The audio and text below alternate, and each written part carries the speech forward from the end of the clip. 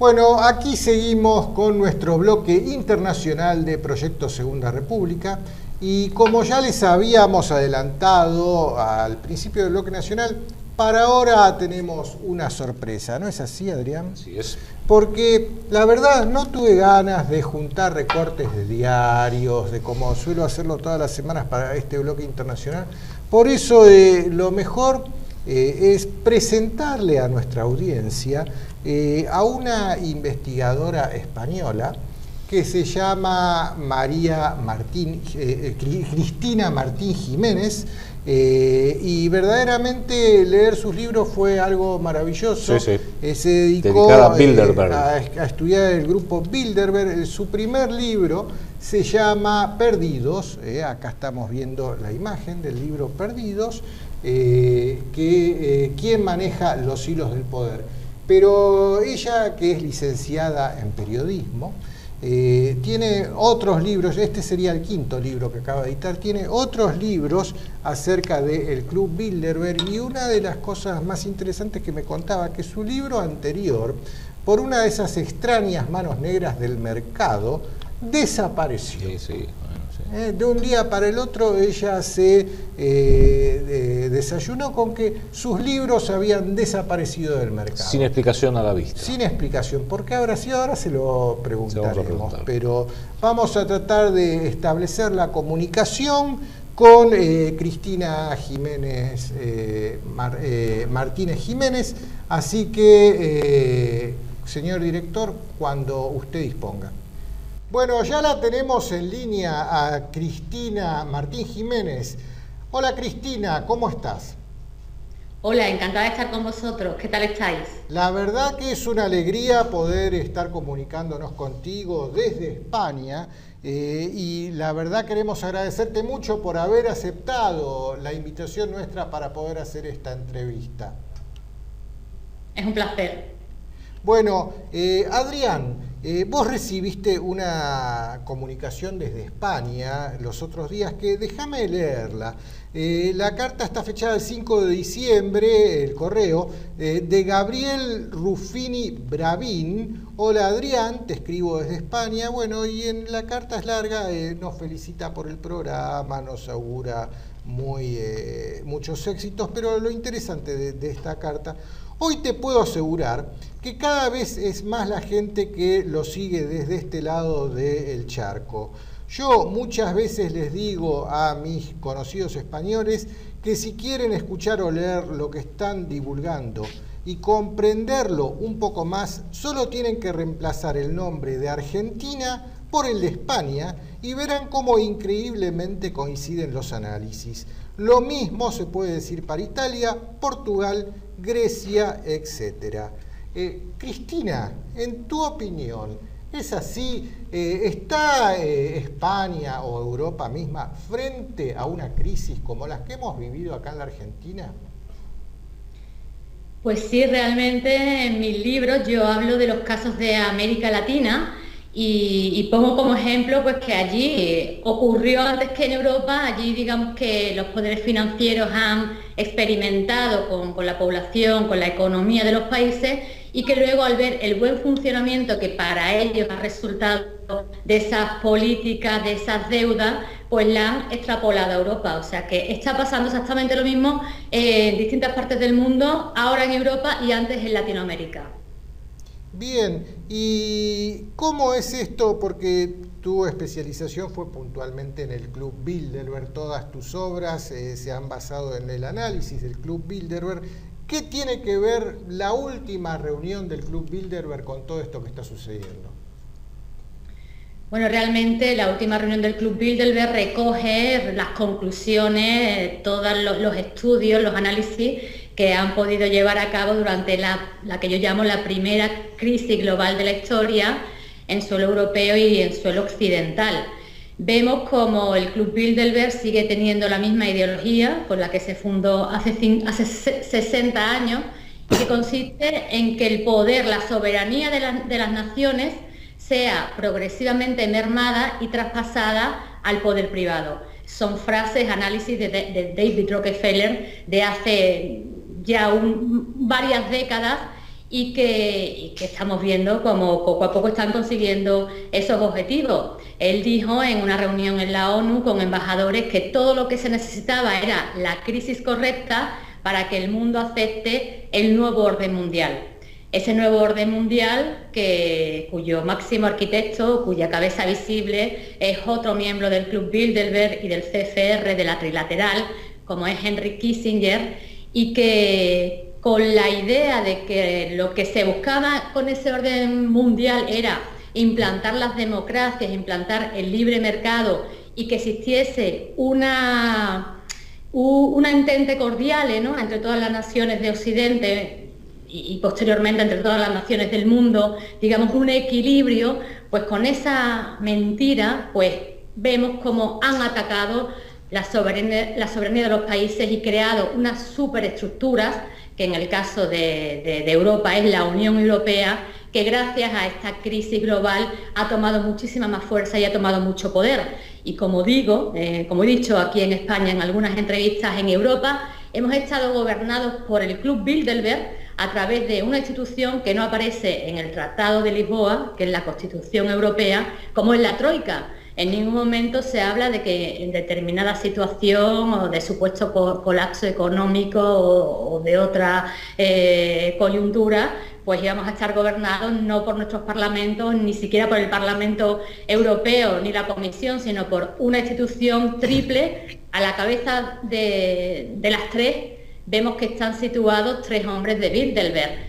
Trichet al mando del Banco Central Europeo en el inicio de la crisis, hoy Mario Draghi, el Fondo Monetario Internacional y la Comisión Europea. O sea, son las maniobras que utiliza el poder en la sombra para finalmente hacerse con las soberanías y con la libertad de las personas.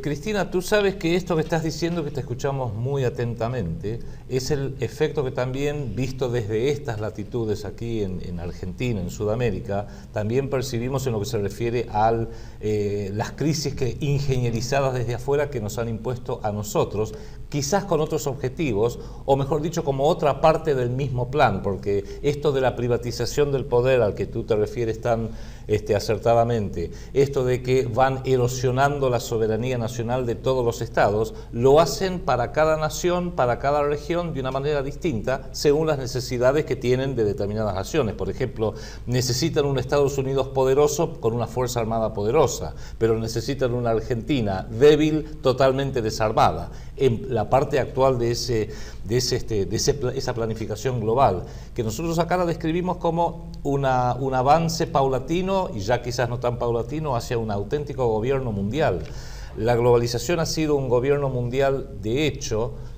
El gobierno mundial va a ser un gobierno mundial de derecho, con todas las terribles diferencias que ello implica, porque va a ser de cumplimiento obligatorio, por así decirlo. Ahora bien, en el caso de Argentina, y acá nos gustaría tener tu opinión al respecto, porque creo que puede haber un paralelismo interesante. A la Argentina, en alguna de sus crisis, la han utilizado como una suerte de mesa de ensayos, un ensayo en pequeño. Por ejemplo, en el año 2001, Argentina sufrió una crisis de deuda que colapsó el país. Nos quedamos sin moneda, prácticamente sin moneda, con una deuda pública absolutamente abrumadora, porque fue exigida todo en forma instantánea, pero pudieron ver los resultados de ello económicamente, financieramente, sobre la moneda, sobre la rotura de todas las relaciones sociales, la rotura de la cadena de precios en los productos, por ejemplo, la falta de trabajo, a ver cómo podían hacer, cerrando Argentina para controlarlo. Y creo que aprendieron muchas lecciones, porque aunque te parezca mentira, a pesar de la violencia de fines del 2001, con la crisis que tuvo que llevar a la salida del gobierno al entonces presidente de la Rúa y su ministro de Economía Cavallo, y también hubo violencia en el 2002, con el tiempo fueron ordenándolo a su conveniencia, y creo que fueron aprendiendo de cómo poder manejar que la gente termine aceptando esas situaciones. Algo parecido nos ha parecido ver a partir del 2008, especialmente en Europa, muy especialmente en España, en Grecia, en Chipre, en Italia, quizás en menor medida, y pronto quizás en otros países, Francia incluida. ¿Tú ves algún paralelismo entre aquello que le pasó a Argentina y que le vuelve a pasar hoy? Porque hoy, mientras hablamos, estamos exactamente en una nueva crisis de deuda, Lo que ocurre es que el ciclo de crisis argentino cada vez dura menos. Antes duraba unos 20 años, después duró unos 15, ahora cada vez dura 12, 11, no sé, cada vez son más a menudo, y todos tienen un denominador en común: la imposición de una deuda artificial, ingenierizada desde afuera, una deuda impagable, pero contraída, quizás es la parte perversa y con esto redondeo, contraída por gobernantes locales, porque se supone que la deuda argentina la contrajo sucesivos gobiernos argentinos, con lo cual ni siquiera podemos decir, usted me la impuso, usted me la tiró encima y es mi enemigo. No, no, el presidente, los presidentes que ustedes votaron democráticamente son los que contrajeron esas deudas, ahora paguen. Y vemos que hay algo parecido en este mecanismo tan perverso de la mal llamada democracia, también en Europa y quizás notablemente en España. Hombre, claro, por supuesto. Por una parte están los presidentes títeres, ¿no? Y por otra parte están los presidentes inocentes, porque desconocen cómo manejan esta ingeniería financiera.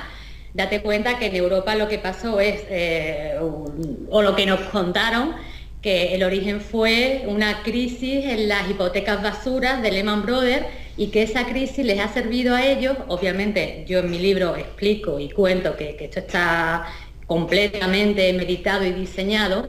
Decía que esa crisis de las hipotecas desembocan en unas crisis de Estado. Vemos como antes, digamos, las guerras eran militares y ahora las guerras para conquistar un país, para tenerlo a tu merced, pues son guerras económicas. Y estas guerras, pues la principal herramienta es la deuda. Ahí vemos una Argentina, a nosotros nos llegan las noticias de una Argentina pues que está en deuda sobre deuda, no termina de pagar una deuda cuando ya debe pedir un préstamo para pagar otra deuda. Y al mismo tiempo vemos cómo esos fondos buitres o esas grandes compañías se han ido apropiando antes del 2001, desde la Segunda Guerra Mundial, de lo que son los recursos, las materias primas de los países. O sea, yo extraigo las materias primas, las gestiono y creo esa ingeniería para que, además de robarte eso, ¿no? de no enseñarte o de no dejarte hacerlo a ti, pues tú me debes dinero. O sea, que es que esa esclavitud a la que están sometiendo las naciones enteras, que son naciones enteras. Es que si antes era una deuda de una empresa, una deuda de una región, hoy anda por las naciones, para que con esa trampa de la deuda pues puedan manejar las políticas. Por ejemplo, lo que ha pasado en el laboratorio, ahora en el laboratorio europeo. Uno de los miembros del Club Bilderberg, Javier Solana, fue invitado en los años 80 y fíjate lo que es llegar a Bilderberg, ¿no? Pues que te convierte, fue alto representante de la Unión Europea, fue el secretario general de la OTAN y en plena crisis, en el año 2010, da una conferencia en una entidad académica y dice que hoy Europa, en el año 2010, debe ser el laboratorio de un posible gobierno mundial. Cuando estalla la crisis, todos estos grandes líderes cuentan en la prensa que la solución es activar políticas globales, que el problema era que las economías eran locales y que por ello que la economía era global y que la política era local, con lo cual había que dar ese paso que, digamos, finalmente es un traspaso de tu soberanía a entidades supranacionales. Lo hagan como lo hagan, con un motivo o con el otro, siempre te das cuenta que llegan a la misma meta, que su objetivo no cambia, traspasar el poder de las naciones a entidades supranacionales. Y como dijo David Rockefeller, lo que es deseable en un futuro es que desaparezcan los gobiernos públicos, los gobiernos políticos, y que el mundo sea dirigido por una élite intelectual y una élite de banqueros. Correcto, o sea, y eminentemente privado, donde las decisiones, las grandes decisiones, porque Bilderberg, por sobre todo, de la misma manera que el CFR es un ente de planificación, Bilderberg es un ente de toma de decisiones, porque ahí están los máximos poderes, por así decirlo. Ellos son los que están llevando adelante este proceso de decisiones, y es interesante ver que también todos estos entes que tú has mencionado, Bilderberg, el Consejo del CFR de Estados Unidos, la Trilateral, el Instituto Real de Relaciones Internacionales de Londres, todos planifican a largo plazo. en una población mundial que ha quedado desacostumbrada a pensar a largo plazo. Hoy la gente piensa cada vez más a corto plazo. ¿Qué voy a hacer el mes que viene? ¿Qué voy a hacer el lunes que viene? Mientras que estos entes, personas como Rockefeller, personas como William Rhodes, como Kissinger, que tú has mencionado, el propio Solanas, planifican, piensan a largo plazo, y eso hace que a veces sus acciones no las podamos identificar como tales porque la gente no está acostumbrada a percibir causa y efecto a través de procesos complejos a largo plazo. Tú sabes que lo que tú decías de deuda, nosotros acá lo llamamos el factor Shylock, por el famoso personaje del Mercader de Venecia de Shakespeare, porque Shylock en definitiva lo que quiere es que, por ejemplo, Argentina no le pague la deuda, no pueda nunca pagar la deuda, porque con esa excusa Shylock puede pedir la libra de carne. Y nosotros sostenemos acá que esto ya es a corto plazo en el caso de la Argentina. La libra de carne simbólica es el territorio argentino. Estamos entreviendo cómo, propuesto por el Fondo Monetario Internacional, propuesto por Christine Lagarde, propuesto por el Wall Street Journal, el Council on Foreign Relations, el Financial Times, y apoyado lamentablemente por los gobernantes locales nuestros, se puede empezar a visorar que va a haber un próximo megacanje de deuda donde va a estar garantizado por el territorio. Por eso hace un tiempito, y luego me gustaría compartirlo contigo, mandándotelo para que tú lo leas, hicimos un artículo que se llama Deuda por Territorio, porque lo que están buscando es cómo realizar activos ficticios, virtuales, números largos en una planilla Excel que no tiene ningún valor, por algo que sí tiene valor, por ejemplo la Patagonia Argentina y la Patagonia chilena incluida. O sea que también ese es parte del plan, de quedarse con el territorio de los países sin siquiera tener que disparar un solo tiro. Claro, Adrián, date cuenta que eso también ha pasado aquí recientemente, cuando Grecia tienen que rescatarla, los alemanes, los del Deutsche Bank, que están muy presentes en Bilderberg, son uno de los fuertes de Bilderberg, dijeron que pagasen su deuda con las islas griegas. Exacto. Que es el mismo caso de Argentina, o sea que vemos cómo el patrón de actuación es el mismo. Y como bien has dicho antes, pues sufre diversos cambios debido a la idiosincrasia o a los objetivos de territorios de determinados países, pero el patrón es el mismo. Te declaran una guerra económica, te hacen pagar una deuda de por vida que jamás vas a poder dejar de pagar, siempre hay intereses, siempre hay una nueva petición de crédito y al final pues estás esclavo a organismos internacionales que nada tiene que ver y bueno, que no te dejan la libertad nunca de recuperarte, ¿no? A ver, déjenme interrumpirlos un minuto porque de escucharlos a los dos acabo de hacer en mi cerebro una conexión que hasta ahora no la había hecho nunca y ayúdenme a ambos a ver si estoy en lo correcto. Tú, Cristina, te has especializado en estudiar el grupo Bilderberg. Vos, Adrián, te especializaste en estudiar al Council on Foreign Relations. Sí, sí. Ambos libros, el tuyo Perdidos, el tuyo El Cerebro del Mundo, hablan de cada uno de estos centros de planificación geopolítica. Pero escuché dos frases acá en el aire. Una que vos decías que el Council on Foreign Relations se dedica a planificar a largo plazo. Y lo que vos dijiste con respecto a las reuniones del Club Bilderberg es que se juntan y toman decisiones. ¿Cómo es la cosa? Porque los miembros son las mismas personas que participan de un club como del otro. ¿Cómo es? En uno se planifica y anualmente en el otro se reúnen y dicen, bueno, ¿es esto? Y si es así, la abdicación del rey de España, que sucedió hace muy pocos meses, mientras sucedía la última reunión del Club Bilderberg, ¿tuvo que ver con algo que se vino planificando y que cuando fue la reunión llegó el momento de hacerlo y se hizo? Cristina. Mira, el CFR es exclusivamente estadounidense. Y el Club Bilderberg es más antiguo, el CFR es más antiguo, nace en el año 1921 y el Club Bilderberg tiene otra naturaleza. Es europeo, canadiense, estadounidense, participa en la realeza. En Estados Unidos no hay realeza propiamente dicha, aunque hay algunos clanes de políticos familiares que parecen reyes. Son patricios, ¿no? Sí. Son patricios como los Bush, los Kennedy, todas estas personalidades que son las que finalmente se presentan a las elecciones y que el pueblo pues no tiene mucha elección tampoco para elegir, ¿no? Siempre los presidentes surgen de estos clanes patricios, de esta nobleza estadounidense. El Club Bilderberg coordina políticas con el CFR. El Club Bilderberg, muchos piensan que al ser, como su primera reunión fue en Europa y como en relaciones públicas fue precisamente un aristócrata, el príncipe Bernardo de Holanda, pues muchos piensan que es europeo, ¿no? que su origen es europeo, cuando vemos que realmente cuando estudiamos y profundizamos vemos que la CIA, la OTAN, tantos miembros de Estados Unidos estuvieron desde el principio implicados en su creación porque obviamente estaban interesados en tomar la gestión y las riquezas de una Europa devastada después de la Segunda Guerra Mundial. En este sentido vemos que hay un personaje del CFR o varios como David Rockefeller o Kissinger que ya para mi nueva obra estoy investigando cómo ayudaron a que se implantase la monarquía de don Juan Carlos de Borbón después de la dictadura de Francisco Franco. Vemos cómo lo ayudaron y vemos cómo en determinado momento le han dicho que tenía que marcharse.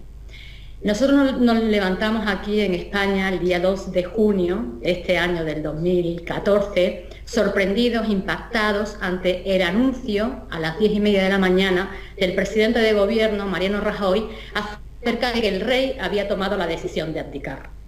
Eso no estaba en los planes españoles. En los planes españoles no estaba. El rey y la reina habían dicho reiteradamente en diferentes entrevistas o en diferentes entornos que un rey moría en la cama, que el rey don Juan Carlos no iba a abdicar nunca, que incluso su prima, la reina Isabel de Inglaterra, le había aconsejado que no abdicara, porque ya 2 años antes, a la reina desde Bilderberg se le había indicado que el rey tenía que abdicar, que el rey ya era muy mayor, que el rey, yo lo interpreto más como que el rey se les había ido de madre, ¿no? Como decís allí, como dicen allá por Latinoamérica. El rey estaba con su amante, Corina, el rey hacía, venía, estaba incontrolable, o sea, no se le podía controlar. Ha pasado con otras personas, con otros presidentes que en un principio han hecho muchos negocios y han estado bailando el agua de Bilderberg y estos grandes financieros internacionales como Saddam Hussein, y que en un momento en el que ya no bailan su juego, que ya se quita de medio. Y esto ha ocurrido con Juan Carlos. Ese 2 de junio todo el mundo se sorprende, los periodistas no tenían argumento para defender, se hablaba pues eso, de la vejez, de los escándalos de su hija y su yerno, pero ¿qué había pasado el 2 de junio que no hubiese pasado otro día para que abdicase en ese momento y no en otro? Pues la única X, lo único que había pasado, que no había pasado en otro momento, era la reunión anual del Club Bilderberg, a la que se le había invitado a la reina después de 2 años sin asistir, coincidiendo precisamente con la mayor crisis de la corona, y en esa reunión, pues está claro que le dicen a la reina que vuelva a España y que le comunique a su marido que su tiempo ha terminado. Y si no lo hace, pues tienen toda una maquinaria propagandística de medios de comunicación que en 3 días le arruinan todo el poco prestigio que a él le pudiese quedar, el prestigio del heredero, ¿no?, de su hijo, podían sacarle todo tipo de corrupciones, porque según nuestra Constitución, el rey es inviolable, puede hacer lo que quiera. Imaginaos, bueno, es que ya en nuestros periódicos se ve lo que pasa, que en mi país jamás se ha criticado al rey, nunca, a excepción desde que ocurrió el accidente cuando se fue de caza con los elefantes, y que realmente ahí es cuando los medios de comunicación dirigidos desde Bilderberg pues le hacen un poco de acoso y derribo, ¿no? Ahí empiezan a atacarlo, pero no había ocurrido nunca. Pero ahora sí, ahora era el momento, el rey debía desaparecer y Bilderberg le pidió a la reina que lo sirviese en bandeja de plata. Cristina, podríamos decir que de la misma manera que Rothschild hace 2 siglos colocaba y quitaba reyes prácticamente porque gobernaba por encima de los reyes, hoy Bilderberg, Rothschild, Rockefeller, que es básicamente lo mismo, pareciera que también tiene un poder análogo. Puede sacar a un rey, quizás sugerirle a una reina holandesa también que abdique a favor de su hijo y posiblemente también dar otras sugerencias a la propia nobleza y a la propia realeza. Yo le agregaría, me pareció magnífico, nos pareció magnífico tu síntesis, dos conceptos muy breves. En primer término, que el poder formal, ese que llaman democracia, es aparentemente horizontal, todo el mundo participa, todo el mundo va a las elecciones, todo muy lindo para el cuentito. Pero el poder real, el que realmente toma decisiones trascendentes, como siempre, ese poder es vertical, es autoritario, es vertical, el poder siempre es vertical, con lo cual hasta uno podría ver que algún día, esto daría para hablarlo, hasta podríamos llegar a entrever un eventual rey del mundo, porque hacia eso necesariamente conduciría un gobierno mundial, pero organizaciones como el CFR y la Trilateral, yo las describiría como un poco más, a un nivel un poco más bajo, operativo. El CFR, aunque limitado a Estados Unidos primordialmente, determina la política exterior de la gran nación que hoy opera en todo el globo. Incluso no olvidemos que el propio CFR nace con el Instituto Real de Relaciones Internacionales de Londres, luego en Europa, fundado en París, en la conferencia de Versalles, que después de la Primera Guerra Mundial. Y en ese poder, digamos, autoritario y piramidal, Bilderberg, creo yo, está, no sé si estará en la cúspide, pero está muy cerca de lo que es el poder máximo, por lo menos aquello que podemos visualizar. Quizás haya otra instancia por encima de Bilderberg, con mucho menos gente, pero es así, no hay forma prácticamente de saber si es así o no. Y esto me lleva a una pregunta que te queríamos formalizar, que es la siguiente. Por supuesto que España, como país europeo, tiene una relación muy especial con los países de Hispanoamérica, como lo tiene Portugal con Brasil, por ejemplo, ¿no? Los países hispanoparlantes y el caso de Portugal con Brasil.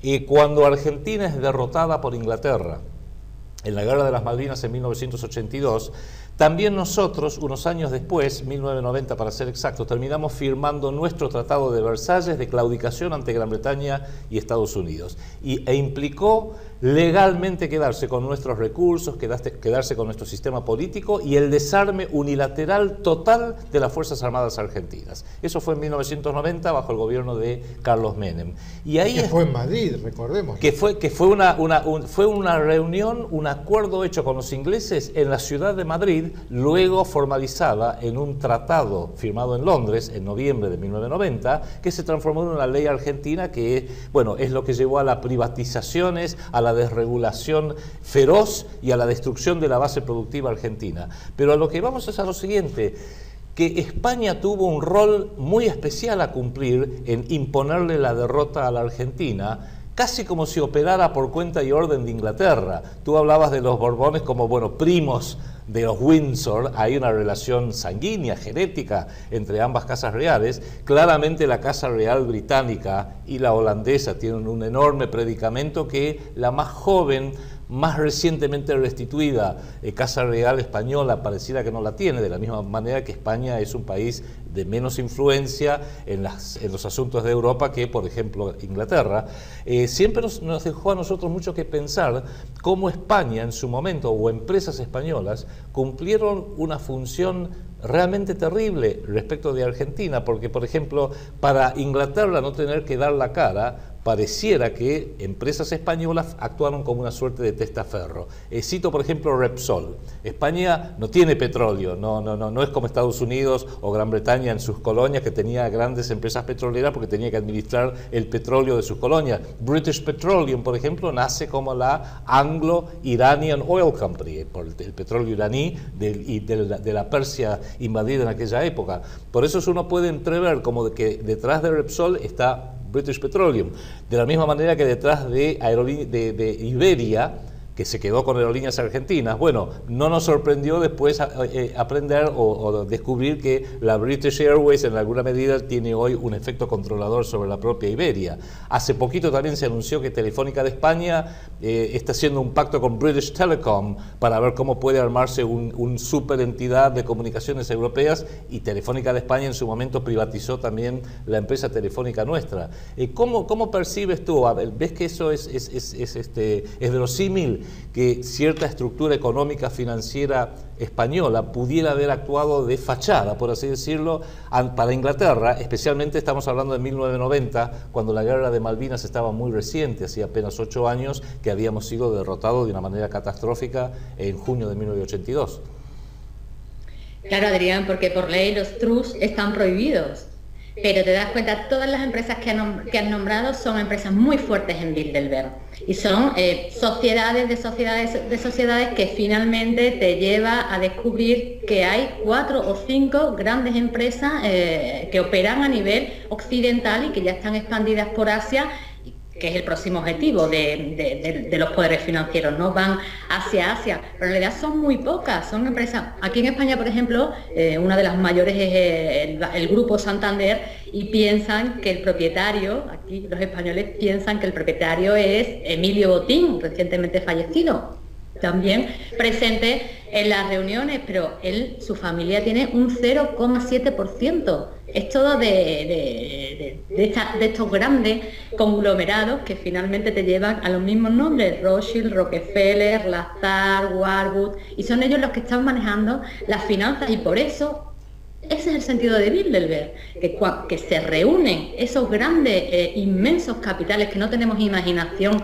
para comprender qué cantidad de montañas de dinero puede ser, y cuando todos esos grandes capitales se unen y deciden atacar a un continente como Europa, o atacar a un país como Argentina, o atacar a un continente como Latinoamérica, pues imagínate lo que pueden hacer, ¿no? Ya dijo hace mucho tiempo uno de estos banqueros que le diesen el control de la moneda de una nación y que no tenía que preocuparse por quienes hicieran las leyes, porque vemos que el poder del dinero está por encima del poder de la ley, y que estos trusts que aquí en mi país están prohibidos, pues se están paseando en nuestros periódicos y en nuestros medios de comunicación todos los días.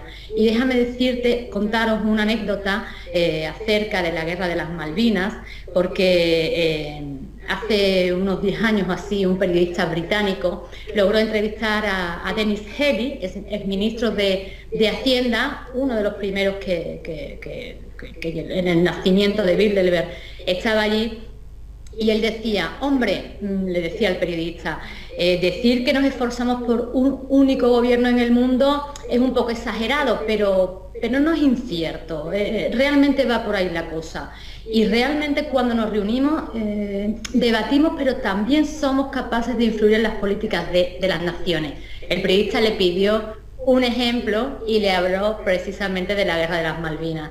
Dijo: cuando la guerra de las Malvinas estuvimos aquí en Bilderberg, los europeos, los americanos, algunos eran contrarios a imponer sanciones, ¿no?, a la Argentina. Vinieron aquí, escucharon nuestros argumentos, escucharon nuestras justificaciones, y las sanciones económicas fueron impuestas. Qué fuerza, qué poder. Mira, se nos va terminando el tiempo, pero acá hay 2 preguntas que yo por mi lado quería hacer, después seguramente Enrique va a agregar alguna más. Cuéntanos un poquito de tus libros, tu obra la más importante, y también cuéntanos, a ver, tu parecer sobre lo siguiente. En junio del 2015 se vuelve a reunir Bilderberg, entiendo que en Innsbruck, en Austria. ¿Qué decisiones tomarán ahí y qué le pasará al mundo después? Porque evidentemente mayo-junio es una fecha tan importante por lo que tú has dicho. Pueden llegar a obligar a algún rey o reina a abdicar, pueden declarar una guerra. Recuerdo que en el 2008 pasó algo parecido entre Hillary y Obama. Estaba muy cabeza a cabeza, los llamaron a los dos cuando se reunieron en Chantilly, en el estado de Virginia, y al día siguiente salió que el presidente iba a ser Obama y chao. ¿Cómo lo ves tú? Bueno, realmente las cosas no le están saliendo tan bien como ellos pensaban, y Europa pues no está siendo tan fácilmente manejable han surgido muchísimos movimientos populares, ellos lo llaman populistas, contra la Unión Europea, ¿no? Contra esa esclavitud o esa ley que se nos impone desde fuera. Y esta ha sido, por ejemplo, la 2014 ha sido la reunión, en 10 años que llevo de investigación, para mí ha sido la reunión más bélica que se ha celebrado. Vemos como, ya lo avisé, ¿no? El mismo 2 de junio me entrevistaron con motivo de la abdicación del rey y dije que sí, que lo de la abdicación del rey, bien, pero que eso estaba enlazado y que eso venía porque se iba a desatar un conflicto bélico de grandes dimensiones. A los 10 días Israel bombardea Gaza, Ucrania se recrudece y vemos cómo están avanzando hacia Asia. Ya desde el CFR, desde las revistas del CFR, están lanzando mensajes a la población estadounidense acerca del posible, si es bueno entrar en guerra con China o no. Vemos que estas guerras son comerciales y yo pienso que la reunión del año 2015 irá por ahí, por recrudecer esa guerra comercial que hemos visto cómo están derribando Rusia, cómo a través de la caída del petróleo, de la caída del gas, como ya lo que hablábamos antes, ¿no? Que ya no son necesarios plantar los tanques y los aviones allí en territorio ruso, sino declarándole una crisis económica destruyes a un país. Y va por ahí, va a ese lado al Pacífico, hacia allá se está desplazando ahora el poder económico y ahí es donde tiene puesta la vista el Club Bilderberg y sobre esos temas pues posiblemente aparecerán en la agenda para debatirse.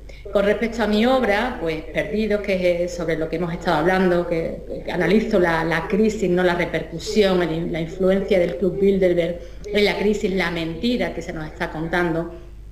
Pues esta es mi cuarta obra, llevo 10 años investigando acerca del Club Bilderberg, comencé en el año 2004, en 2005 publiqué mi primer libro, apareció en algunos países, en Argentina, de forma muy discreta porque siempre he tenido muchos problemas para poder llevar este mensaje, como sabes, un mensaje crítico y un mensaje sobre todo que haga pensar a las personas, ¿no? Porque hay tantas personas que piensan realmente, están intuyendo que algo no marcha, que algo no le están contando las cosas como son, pero como los medios de comunicación de masas están en manos de ellos, pues no celebran este tipo de debates tan importantes para nuestra vida cotidiana y para el ser humano, porque hoy hemos estado hablando de economía, pero podemos hablar de religión, podemos hablar de ese cambio climático provocado por el hombre, que es otra de sus grandes mentiras, y podemos hablar de mil cosas porque no solamente les importa el aspecto económico, sino el aspecto cultural, ¿no?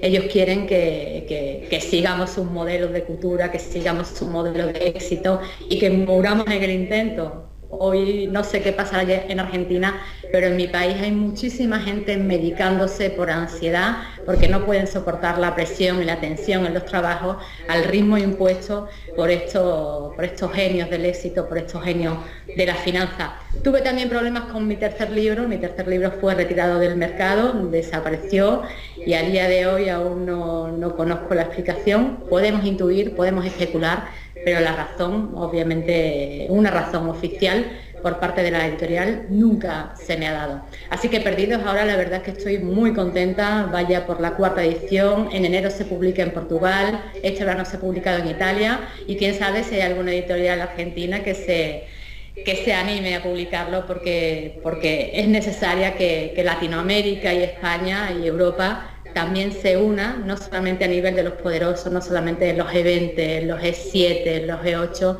sino a nivel de la información que los ciudadanos normales necesitamos conocer para saber en qué mundo vivimos y cómo estamos siendo atacados. Cristina, ¿cómo se va a llamar tu próximo libro? Eso sí que es un secreto y no del Club Bilderberg, Enrique. Todavía no, es que todavía sabes que al final el título, tienes un título provisional, pero hasta el final es lo último, ¿no? Que ya se... O sea que vos empezás desde atrás para adelante. Lo último que escribís es la portada con el título. Muy bien, muy bien. Exactamente, lo último es la portada. ¿Cuándo va a salir a la luz? Pues tenemos previsto que salga a la luz en mayo, junio. Bien. Te comprometemos ahora mismo, para mayo, para volver a repetir esta charla y que podamos hablar de tu nuevo libro. Yo encantada de estar con vosotros. La verdad que un gusto, has demostrado una solidez intelectual brillante, verdaderamente. Ojalá tuviéramos mujeres como vos acá en la Argentina que desarrollen este tipo de investigaciones, que es lo que hace falta. Gente que se dedique a despertar a los demás, a golpear cabezas para que la gente comience de una buena vez por todas a avivarse y a despertarse, para que vean que el mundo no es lo que nos cuentan los diarios, es lo que nosotros siempre decimos desde acá, que aprendamos a pensar con el cerebro propio y no con el ajeno, que las noticias no son como nos las están contando en los diarios. Bien, muy bien. Así es, para que haya democracia necesitamos información. Así y nosotros los periodistas tenemos que trabajarla y que transmitirla. Así es. Muchas gracias. Bueno, Cristina, muchísimas gracias a vos por esta comunicación y vamos a seguir en contacto mucho más seguido de lo que tú puedas imaginarte. Este es el principio de una relación. De una buena relación. Así es. Listo. Bien. Muy bien. Bueno, muchas gracias y un gusto. Hasta luego. Chao, gracias. Bueno, Adrián, ¿qué te pareció? Muy, muy interesante, creo que realmente muestra que el mundo en general está despertando, que cada vez hay más personas que de una forma sistematizada, de una forma seria, de una forma secuencial, yendo a las fuentes de la información, está ayudando a que por lo menos en el mundo de habla hispánica se entienda bien cómo funciona este endemoniado mundo, a pesar de la complejidad a veces artificial que le imponen cuando uno tiene algunos ejes y sabe quién es quién, desde dónde se están tomando las decisiones y cuáles son las verdaderas reuniones y apellidos que cuentan y cuáles son meramente para la galería, empieza a entender que los diarios nos mienten, aunque más no sea por decir que lo más poderoso es Obama, David Cameron, Rajoy en España, cuando en realidad las decisiones se toman mucho más arriba, mucho más por encima de ellos. A mí me llamó la atención la solidez la solvencia total. Sí, sí, verdaderamente. Ojalá tuviéramos acá periodistas como ella. Es lo que hace falta. Acá en el canal ojalá tuviéramos una periodista como ella. Y mirá que estamos buscando acá alguna periodista de nuestra línea y no la estamos encontrando. Pero tenemos la suerte de que ella gentilmente se ha ofrecido a estar todas las veces que la convoquemos, aunque más no sea vía Skype, que no es lo mismo, pero bueno, es una de las grandes ventajas de la tecnología moderna. Sí, desde ya le prometemos a nuestra audiencia que vamos a tratar de tenerla la mayor cantidad de veces que esté a nuestro alcance, porque la verdad un lujo escucharla. Eso lo haremos el año que viene. Hoy es 10 de diciembre, vamos a hacer un compás de espera meramente ahora en diciembre porque vienen las fiestas. Va a haber un programa, mínimo un programa más este mes, que le pedimos a todos que por favor lo miren y lo miren con atención, porque vamos a hablar de lo que se viene el año que viene con las elecciones, con la trampa de las elecciones. Y en enero también, aunque a un ritmo un poquito más pausado, no vamos a hacer ningún tipo de parate. Vamos a seguir como mínimo con un par de programas para seguir estando al tanto de todo lo que viene ocurriendo. De manera que síganos, por favor, como lo vienen haciendo, y le agradecemos porque vemos que los números cada vez son mayores, y desde luego aprovechamos para desearles a todos una muy feliz Navidad con sus familias, con sus seres queridos, una cristiana Navidad para reavivar los valores cristianos que hoy brillan por su ausencia, lamentablemente no entre el pueblo, decididamente no entre el pueblo argentino, pero sí entre quienes hoy nos tienen atrapados, gobernantes, pseudo oposición, y ni que hablar de los multimedios que promueven todos los valores anticristianos imaginables. De manera que feliz Navidad a todos, año nuevo nos veremos seguramente antes, pero también uno aprovecha para decirle a todos un año nuevo, y no olvidemos que el 2015 va a ser un año muy duro, de mucha batalla, y el proyecto Segunda República va a dar batalla. Lo vamos a hacer de una forma coherente, de una forma consistente con nuestros hoy magros recursos, pero esos magros recursos pueden transformarse en recursos sumamente interesantes y respetables, pero depende de todos ustedes.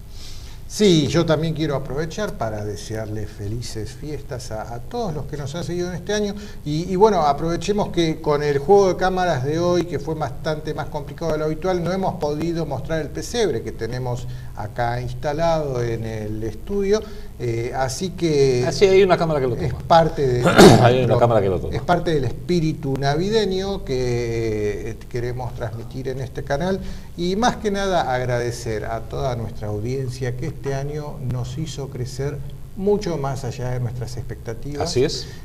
Y esperemos que para el 2015 podamos alcanzar la masa crítica necesaria como para que nuestro proyecto Segunda República logre imponerse como una variable política a tener en cuenta. Y con esa masa crítica le garantizo que podemos hacer cosas que hoy ni nos imaginamos, ni nos atrevemos a imaginar, pero sí nos atrevemos a realizar, que es lo importante. Bien, muchas gracias a todos y nos veremos la próxima.